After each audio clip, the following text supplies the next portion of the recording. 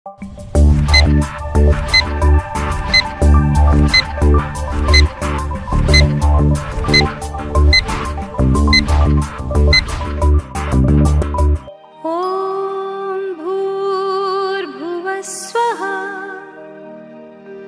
तत्सवितुर्वरेण्यम्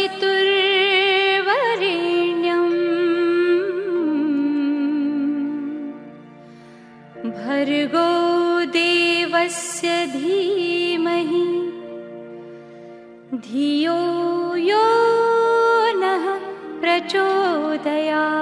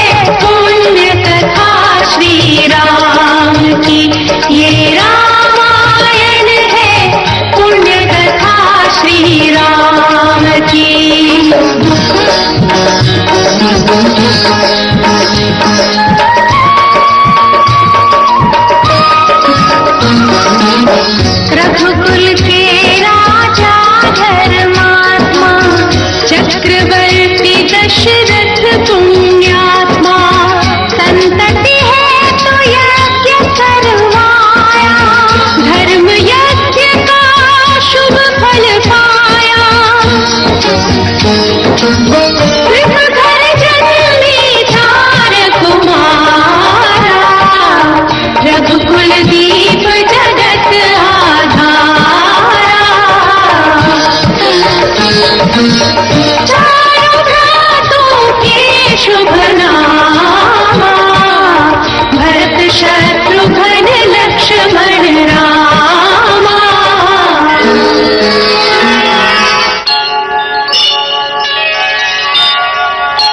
गुरु वशिष्ठ के गुरुकुल जाके, अल्पकाल विद्या तब पाके, पूरन हुई शेषा रघुबर पूरन काम की।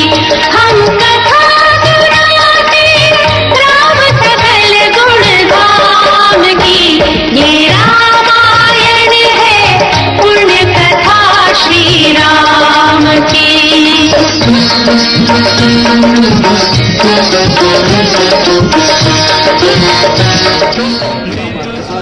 प्रथम नाम वक्रतुंड, दूसरे एकदंत ते, तिसरे कृष्णलिंगाक्ष, चौथे गणवसते, पाचवे श्री लंबोदर, सहावे विकटनामते, सातवे विघ्न राजेंद्र, आठवे धुमळते, नववे श्री बालचंद्र, दहावे विनायक, अकरावे गणपती, बारावे श्री गजानन, देवनावे अशी 12, 3 संध्या म्हणे नर, विघ्नपती नसे त्याला प्रभो तू सर्वसिद्ध, विद्यार्थ्याला मिळे विद्या, धनार्थ्याला मिळे धन, पुत्रार्थ्याला मिळे पुत्र, मोक्षार्थ्याला मिळे मोक्ष।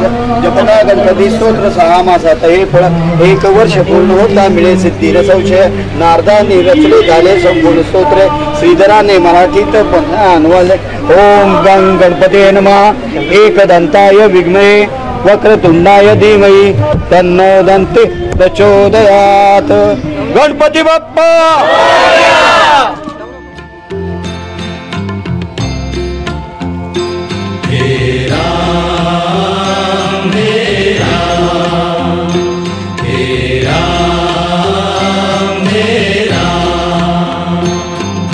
जग में साचो तेरो नाम, हे राम हे राम, हे राम हे राम।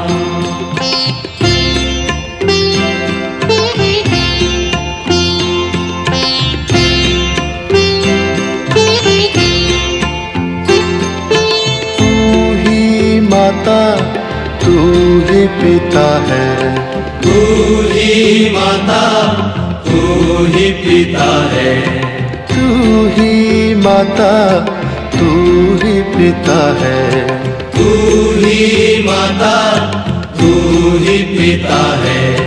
तू ही तो है राधा का श्याम, हे राम हे राम, हे राम हे राम।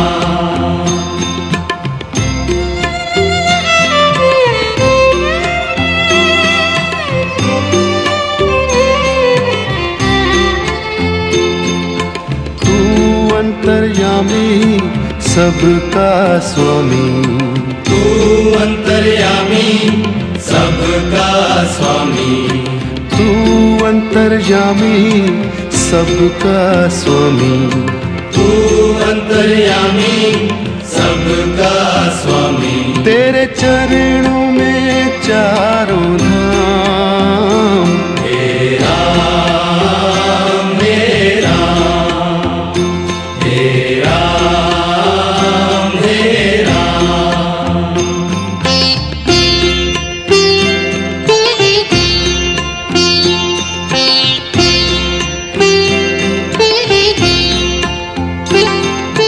तू ही बिगाड़े तू ही सवारे, तू ही बिगाड़े।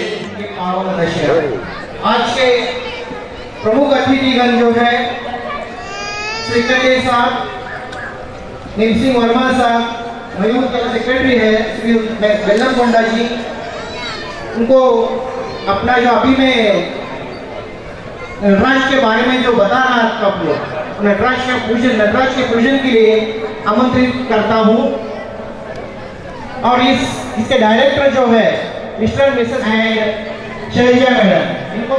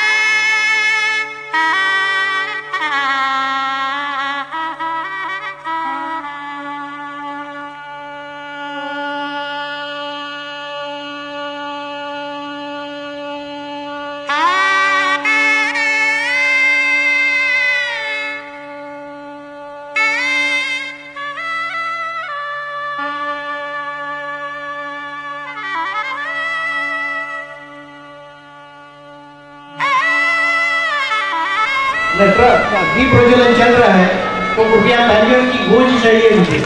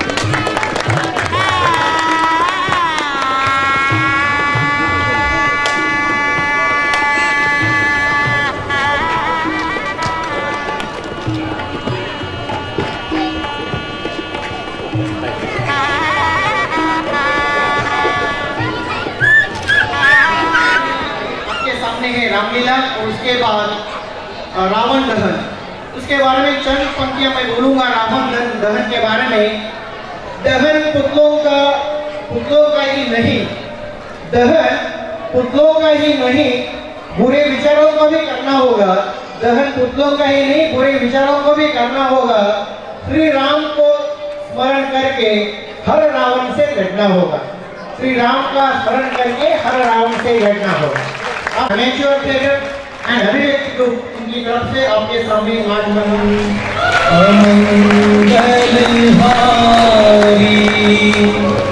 द्रवहु सुदशरथ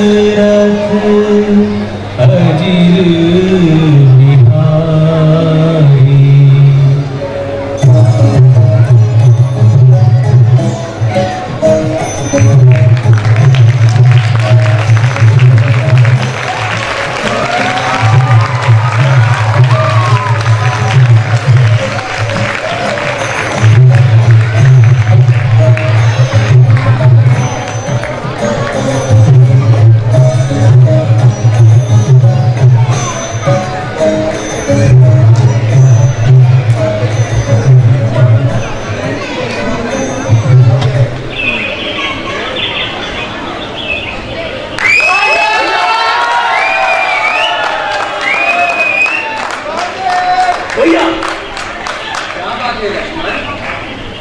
वो आ गया है और अपने साथ अभिषेक भी लेकर आया है। इन फूलों को छोड़िए, शस्त्र उठाने का समय आ गया है। क्या बात है लक्ष्मण, कौन आ गया है? आपका चहेता भरत। अच्छा हुआ स्वयं आ गया, मैं उसे अजीवित नहीं छोड़ूंगा। क्या भरत आ गया है? कहाँ है वो? वो अपनी सेना लेकर चित्रकूट में प्रवेश कर गया है। मैंने उसे स्वयं वृक्ष पर से देखा। उसे डर होगा कि कहीं आप वापस ना आ जाए, इसलिए क्यों ना हम दोनों भाइयों को वन में ही समाप्त कर दें। क्या कह रहे हो लक्ष्मण? भरत ऐसा सोच भी नहीं सकता। क्यों? जिसकी माँ की बुद्धि इतनी कुटिल हो सकती है, उसकी स्वयं की बुद्धि कुटिल क्यों नहीं हो सकती? यदि उसका मन पवित्र नहीं होता तो अपने साथ हाथी, घोड़े और सेना लेकर नहीं आता। परंतु वो ये नहीं जानता कि लक्ष्मण के होते हुए यह कदापि संभव नहीं। भैया, भैया, लक्ष्मण, भैया, भैया, मैं आपके शहर में आ गया हूँ। भरत, भरत मेरे भाई,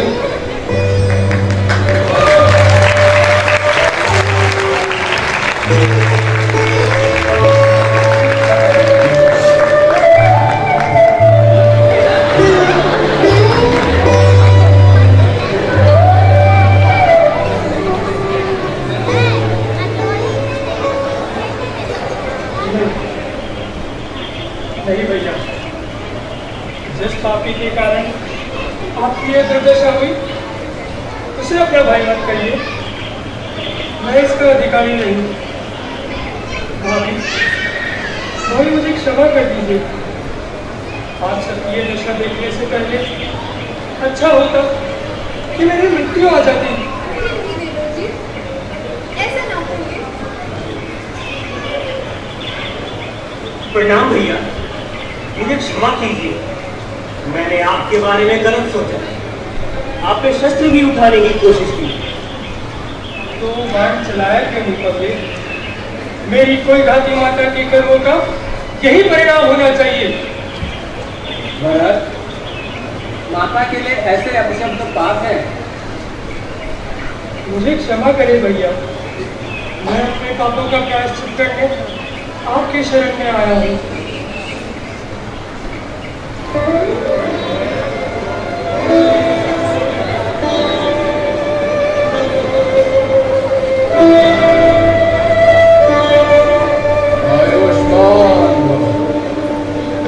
प्रणाम गुरुदेव।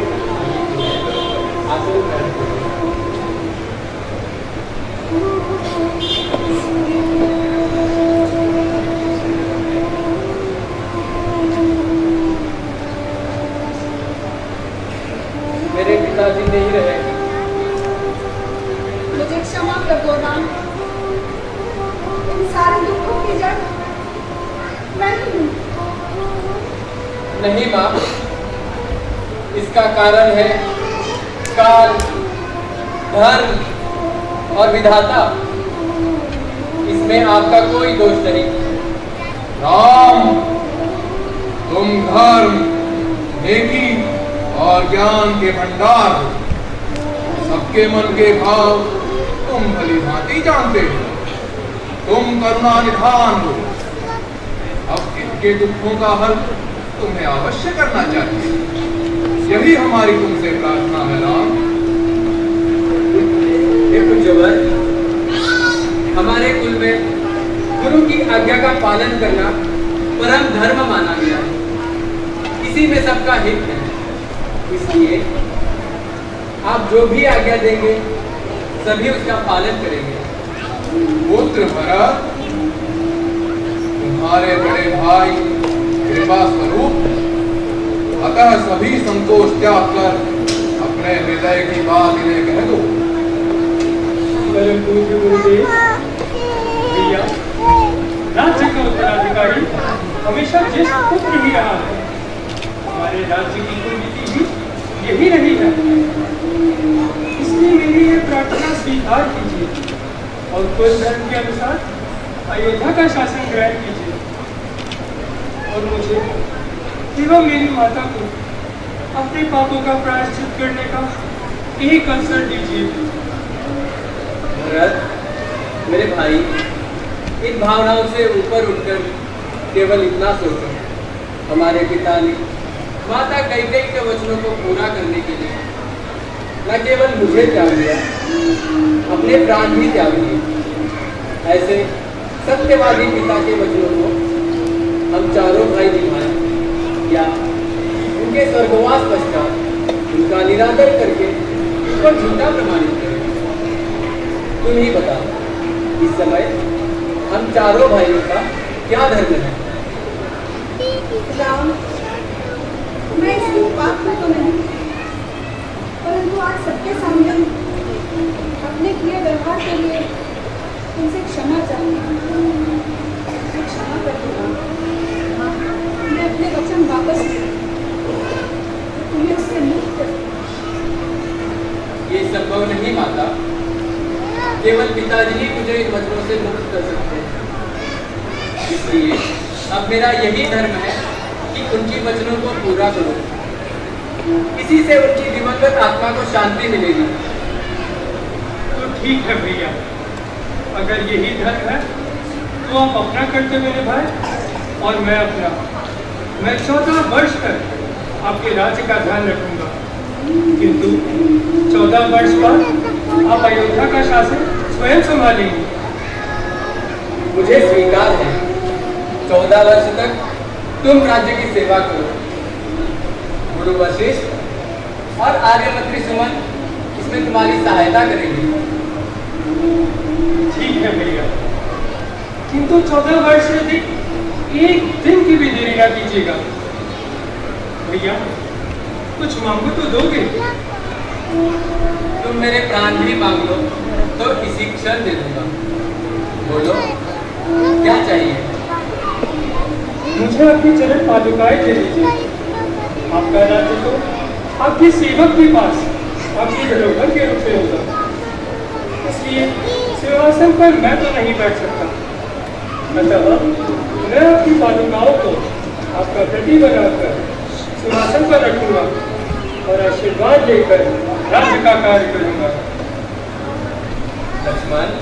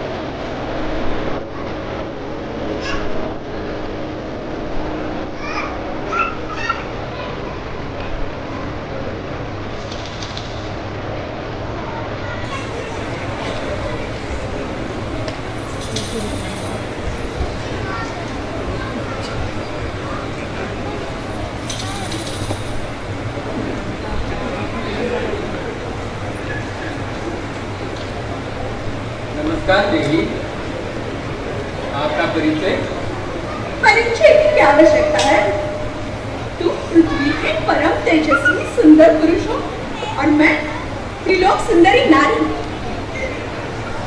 हे त्रिलोक सुंदरी, मैं आपकी क्या सहायता कर सकता हूँ? मैंने तीनों लोग जान लिए, किंतु अपने अनुरूप सुंदर पुरुष को आज ही देखा है।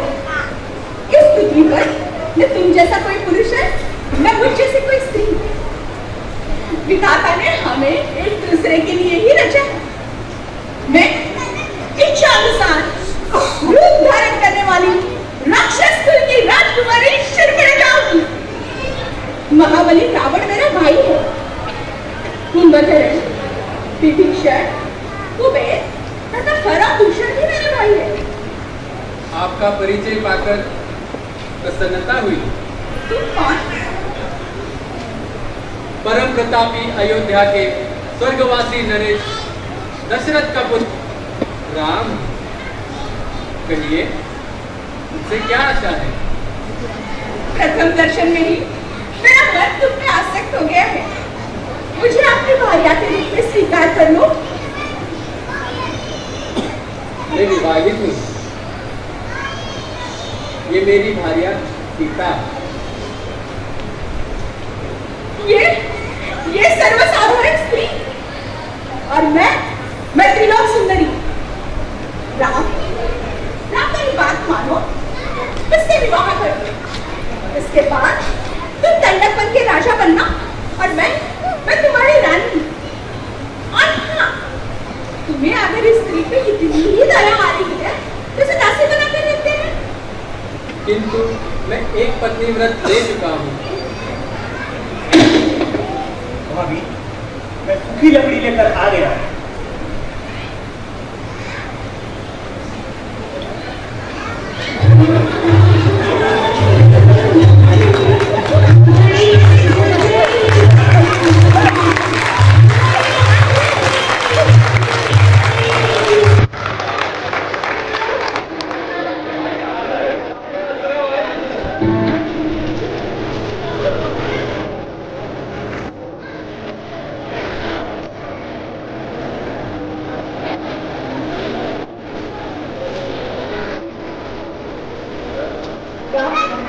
ये कौन है? तुम्हारी तरह ही तेजस्वी और सुंदर दिखता है। लक्ष्मण है।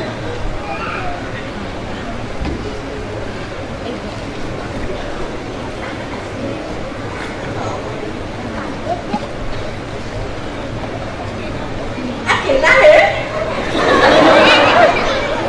घर में तो अकेला ही है। तो ठीक है, मैं इसके समूह में बात प्रस्ताव रखती हूँ। तुम स्वच्छंद विचरण करने वाली नारी है। तुम्हें मनमानी करने से कौन रोक सकता है? जैसी तुम्हारी इच्छा, प्रयत्न करके देख लो।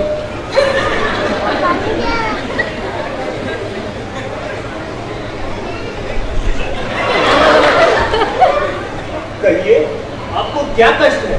मुझे कोई कष्ट नहीं। मैं तो तुम्हारे समूह सुख और आनंद का प्रस्ताव लेकर आई हूँ। अभी तो आप भैया से कुछ याचना कर रही थी। छोड़ो उसे, वो मेरे योग्य नहीं। कहता है अपनी भार्या के साथ आया है। तुम मेरे लिए सर्वश्रेष्ठ हो, मुझे अपनी भार्या बना लो। पत्नी, स्वामी को छोड़कर सेवक के पास आई हो। क्या तुम्हारे लिए स्वामी व सेवक में कोई अंतर नहीं? हे गजगामी, कहा तुम मेरी रानी बनने के स्वप्न देख रही हो? मैं तो अपने भैया श्री राम का दास हूं। तुम मेरी भार्या बनकर भैया और भाभी की सेविका बनकर रह जाओगी। रानी की जगह दासी क्यों बनना चाहती है? जाओ, उन्हीं के पास जाकर अपनी मनोकामना की याचना करो। याचना? मैं यहाँ कोई याचना करने नहीं आई। इस तुच्छ स्त्री के कारण तुम दोनों मेरा प्रस्ताव ठुकरा रहे हो।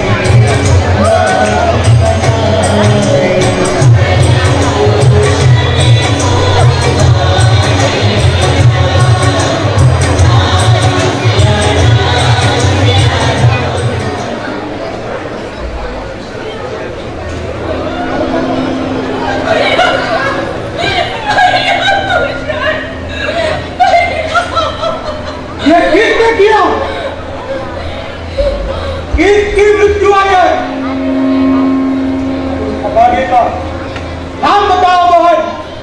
राम और उसका छोटा भाई लक्ष्मण। हमारे दंडक में आकर हमें दूंगी। चिंता न करो बहन, हम इसका प्रतिशोध अवश्य लेंगे।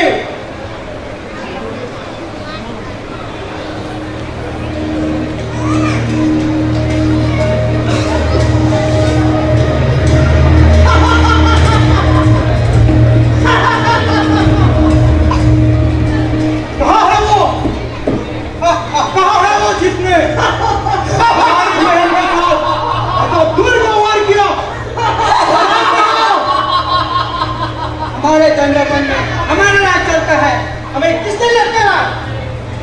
सामने हो, तुझ मनुष्य, तुझे तो मैं अभी जवाब कर दूंगा।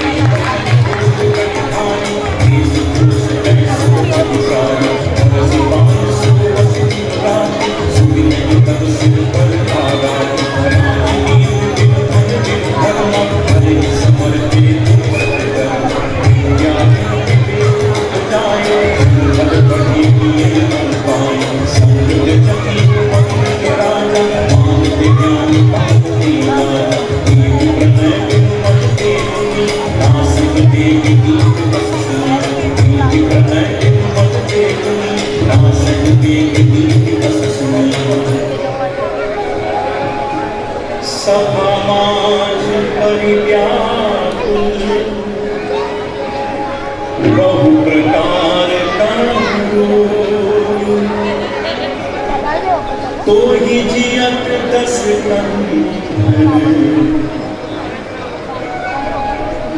मोर की असी गति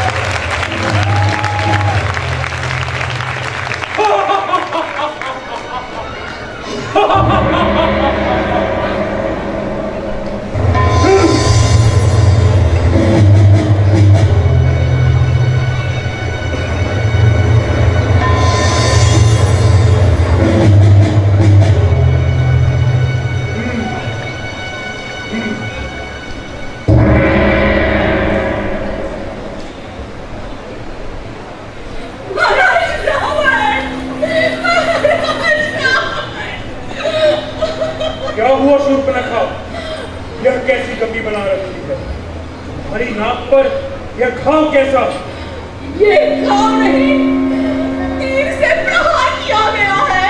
क्या?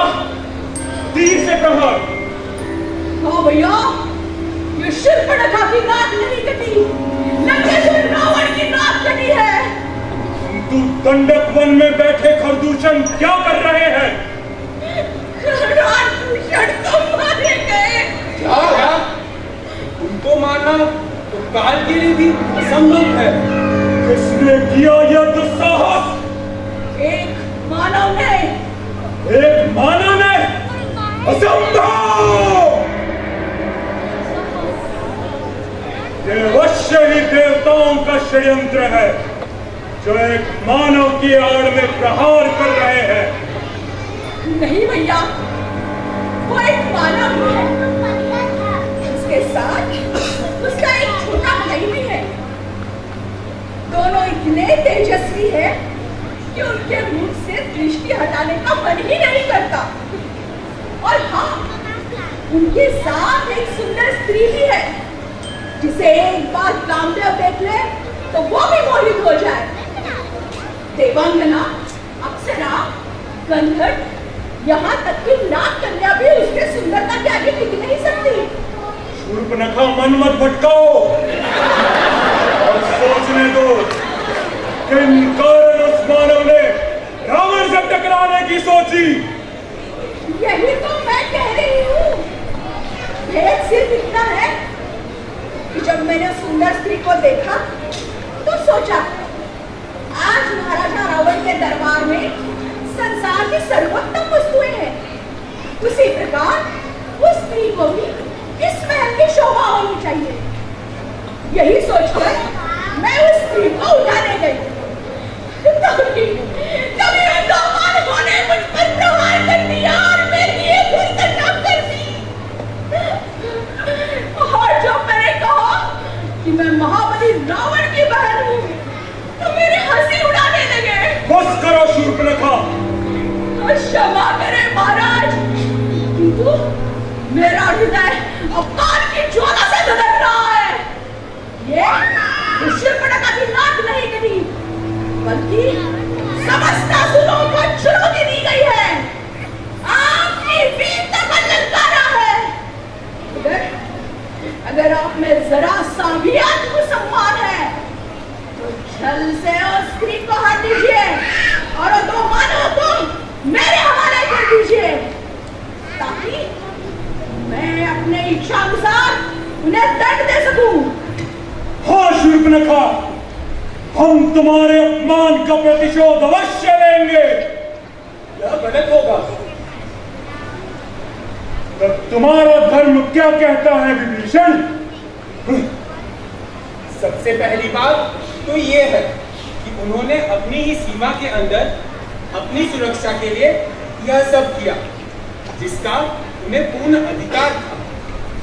दूसरा, हमारे भाई खर व दूषण ने केवल एक स्त्री के भड़काने पर बिना उनकी शक्तियों की जांच पड़ताल किए उन पे हमला कर दिया। इससे बड़ी भूल और क्या हो सकती है? विभीषण भाई, आप सिर्फ हाथ में हाथ रखकर तर्क करते रहिए। किसी की बहन की दुर्दशा हुई है और वो नीति और अनीति की बातें करे, ऐसी संस्कृति वीर जाति की कदापि नहीं हो सकती। अंधी वीरता किसी काम की नहीं होती। अंत में विजय धन और नीति की ही होती है। विभीषण, वीर पुरुष अपनी आन और शान के साथ जीता है। वह तुम्हारी तरह ऐसे भय से आशंकित नहीं रहता। हमारी राक्षस जाति सबसे उत्तम है। किसी का हम पर हाथ उठाने का साहस हो, उससे पहले हम उसके हाथ काट देंगे। इन लोगों ने हमारी बहन को अपमानित किया है। हम इसी क्षण उनसे इस बात का बदला लेंगे और उनकी स्त्री को अपनी रानी बनाएंगे। हाँ भैया, मेरी मानिए, आप छल से उस स्त्री को हार लीजिए। राम से अत्यंत प्रेम करता है। उसके छीन जाने पर वो दुख से ऐसे ही मधुमरा हो जाएगा। यह अनुचित है। लंकेश्वर, मेरे परम ज्ञानी भ्राता, आप वेदों के ज्ञाता हैं। अपनी उज्जवल कीर्ति को कलंकित मत करिए महाराज। अधर्म के मार्ग पर चलकर अपनी शक्तियों को शील मत करिए। धर्म और अधर्म का विचार शक्तिहीन करते हैं विभीषण। शक्तिशाली जो करते हैं वही धर्म है। परंतु बस, हम और कोई तर्क नहीं सुनना चाहते। शूर्पणखा ने जो कहा उस पर विचार कर हम स्वयं निर्णय लेंगे।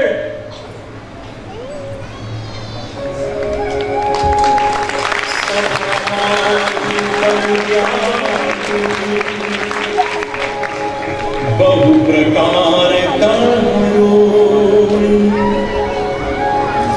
तो ही जियत 10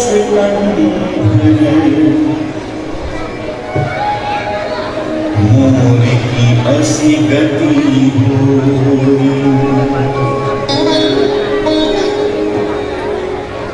सुपन कही समझाई करी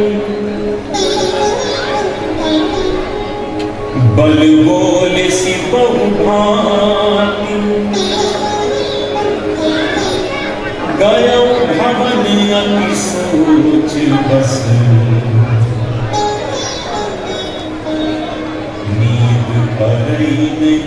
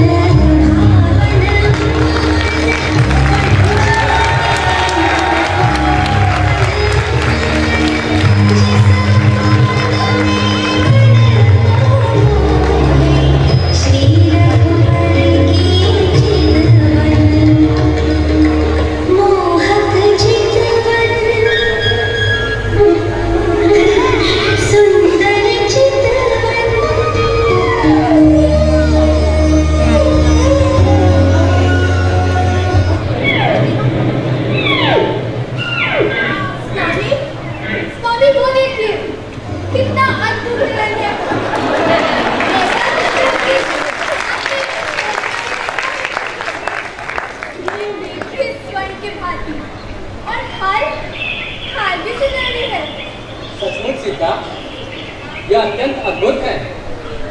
क्यों लक्ष्मण? हाँ भैया, किंतु यह हमें किसी संकट में ना डाल दे। स्वामी, इसे किसी प्रकार पकड़ लीजिए ना, कितना मनमोहक नृत्य है। किंतु तुम इसका क्या करोगे सीते?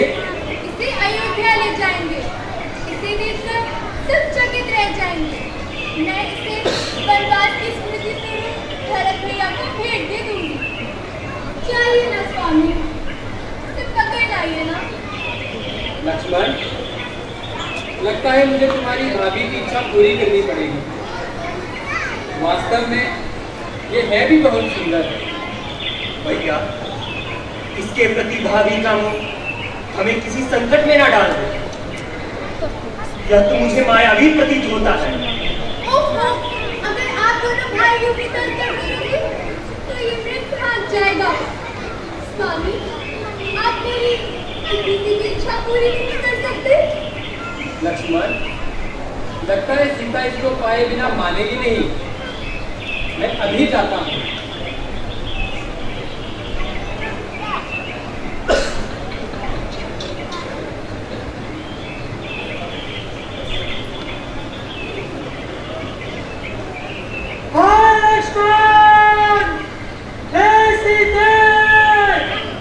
लक्ष्मण कर प्रथम ही नामा पाछे सुमीर सी मन महु रामा। लक्ष्मण, लक्ष्मण, तुमने सुना? तुम्हारे भैया हमें पुकार रहे हैं। वो अवश्य ही किसी संकट में है। लक्ष्मण, तुमने सुनी नहीं उनकी पुकार? सुनी है भाभी। तो तुम यहीं क्यों खड़े हो? जाओ लक्ष्मण, जाओ, जाकर इन्हें बचाओ। क्या हुआ लक्ष्मण? तुम जाते क्यों नहीं? क्योंकि मैं जानता हूँ कि भैया किसी संकट में फंस ही नहीं सकते। भाभी, आपके स्वामी को देव, असुर, नाग कोई परास्त ही नहीं कर सकता। यह कदाचित भैया की आवाज नहीं, कोई छल कपट है। भाभी, आप इतनी विचलित ना हो, धीरज रखिए। जिसका पति संकट में हो और सहायता के लिए पुकार रहा हो, उसे तुम धीरज रखने की बात सिखा रहे हो? लक्ष्मण, क्या तुम राक्षसों के डर के मारे अपने प्राण बचाने के लिए नहीं जाना चाहते? मैंने तुम्हें इतना कायर कभी नहीं समझा था। भाभी, ऐसा ना कहिए, आप नहीं जानती आप क्या कह रही हैं। मैं जानती हूँ मैं क्या कह रही हूँ। क्या यही तुम्हारा कर्तव्य है? मेरा तो एक ही कर्तव्य है, और वो भैया की आज्ञा का पालन करना। वो मुझे कह गए कि मैं यहीं रहूं और आपकी रक्षा करूं। मैं किसी भी परिस्थिति में आपको अकेला छोड़कर नहीं जा सकता। लक्ष्मण, आज तुम अपनी कायरता के कारण मेरी आज्ञा की अवहेलना कर रहे हो। भाभी, मुझे कायर मत कहिए। तो क्या कहूँ? अच्छी बात है, अगर तुम नहीं जा सकते तो मैं स्वयं जाऊंगी। ठीक है भाभी, आपकी आज्ञा का पालन करने के लिए पहली बार यह लक्ष्मण अपने भाई की आज्ञा का अवहेलना करेगा। आप कुटिया में चली जाइए।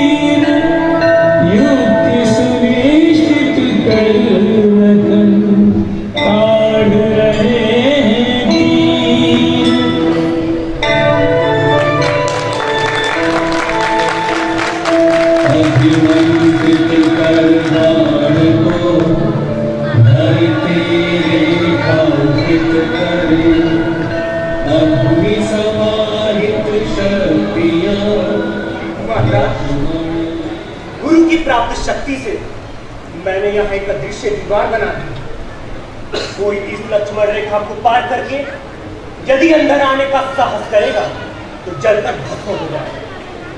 इसलिए मेरी आपसे विनती है, किसी भी परिस्थिति में राम भैया के आने तक आप अपने चरण इस रेखा से बाहर ना रखें।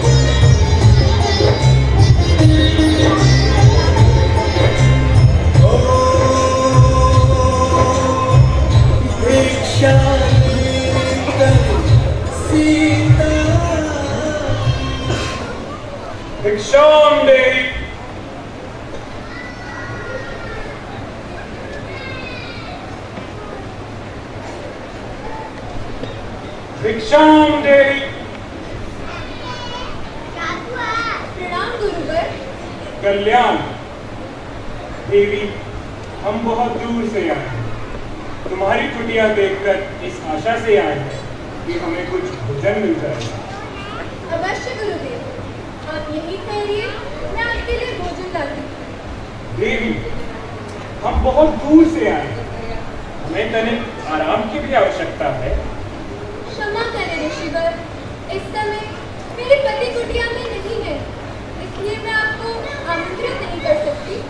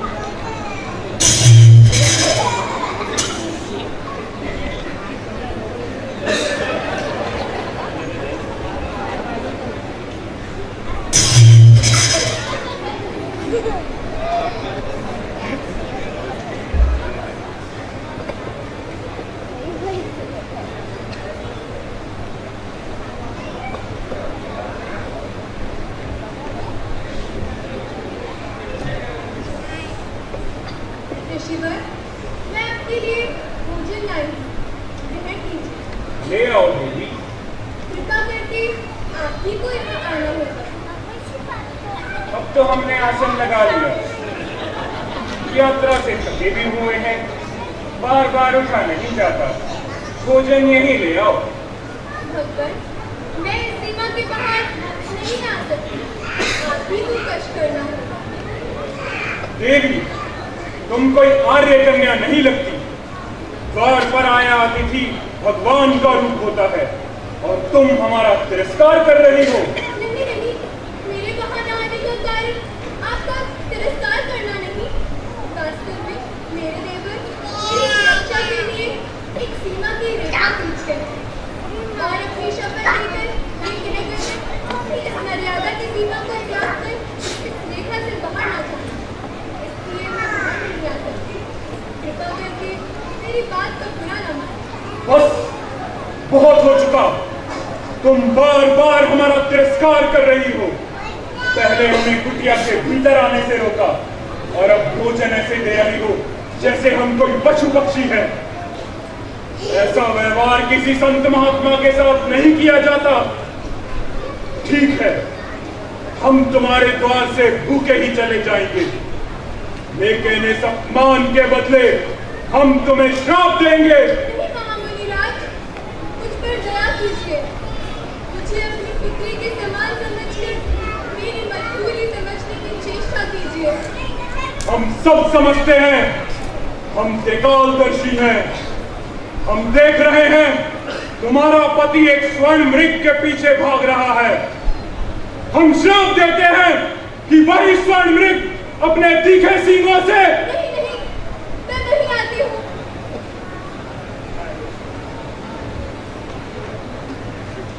आप मेरे पति को श्राप मत दीजिए, मुझसे भूल हो गई, मैं आपकी शक्ति को पहचान नहीं पाई, मुझे क्षमा कर दीजिए।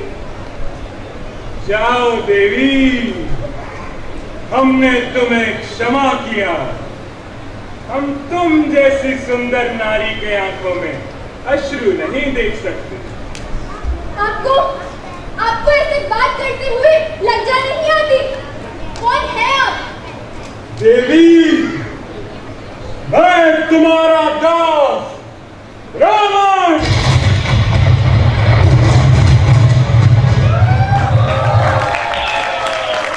लंका पति रावण।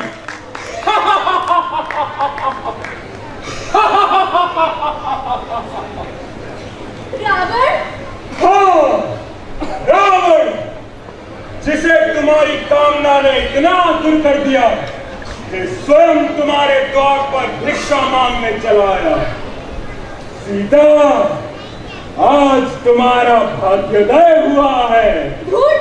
तुम इसी समय यहाँ से चले जाओ, नहीं तो मेरे पति तुम्हें और तुम्हारी लंका को एक ही बार से ध्वस्त कर देंगे। हमारा ऐसा अपमान करने का साहस आज तक किसी ने नहीं किया। क्या इसका परिणाम जानती है? और एक पतिव्रता स्त्री की ओर ऐसी दृष्टि डालने की मूर्खता भी किसी ने ना की होगी। क्या इसका परिणाम जानता है? तेरा ही नहीं, तेरे समस्त कुल का सर्वनाश होगा। फिर से उस रेखा की सुरक्षा चाहती है। देवी, एक बार जो मर्यादा की रेखा से बाहर आ जाए, उसका वापस जाना संभव नहीं। सीता, आज तुम्हें रावण से कोई नहीं बचा सकता।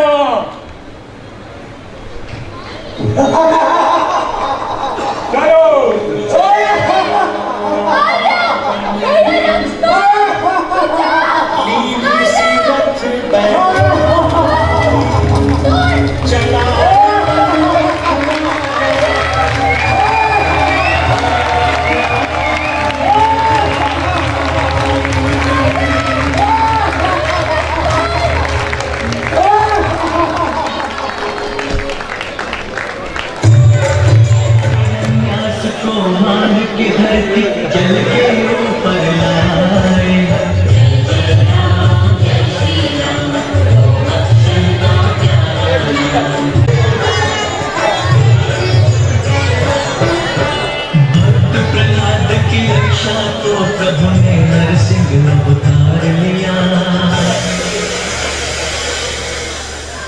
अभिमानी अत्याचारी बोलो प्रभु श्री रामचंद्र की भूमि तीन पग मांग के बल से वामन रूप विराज किया। बल से सिर पर पग धर के प्रभु ने उसका उद्धार किया। परशुराम अवतार प्रभु का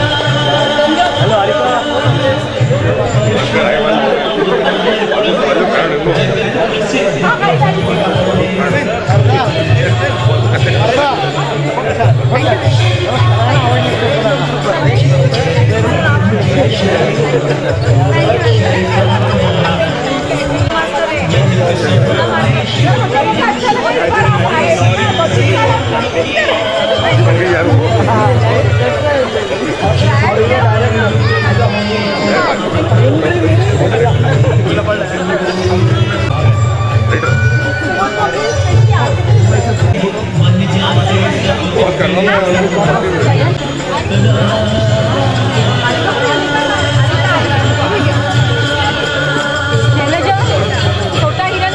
कहाँ है? छोटा हिरन राम लक्ष्मण आगे है सियावर रामचंद्र की जय।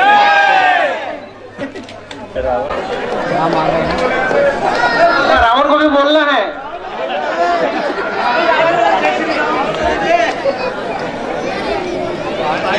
प्रभु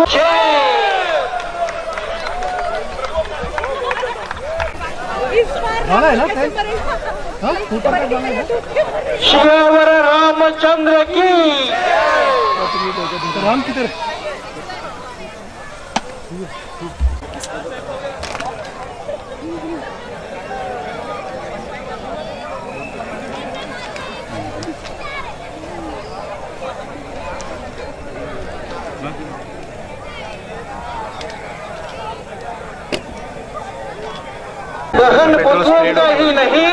दहन पुतलों का ही नहीं बुरे विचारों का भी करना होगा। श्री राम का स्मरण करके हर रावण से लड़ना होगा।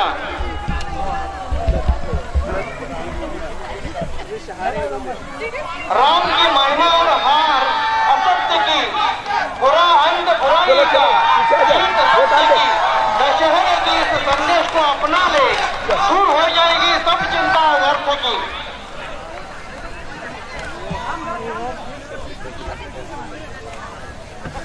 हम भी राम बने, रखे मर्यादा और मान, सत्य और सत्कर्म से जीत ले सारा जहान।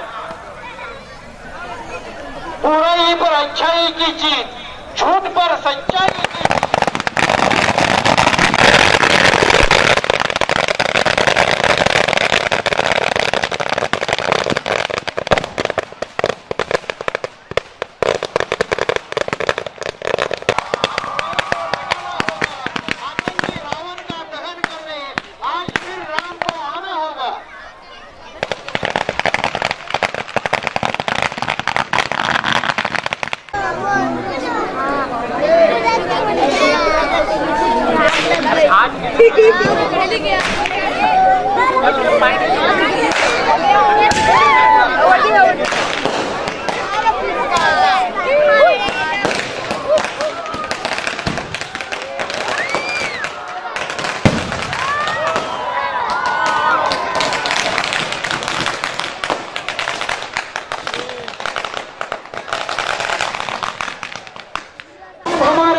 की प्रतिमान है।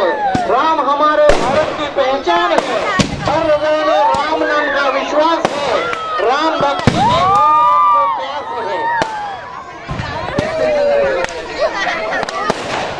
राम लक्ष्मण जानकी, राम लक्ष्मण जानकी।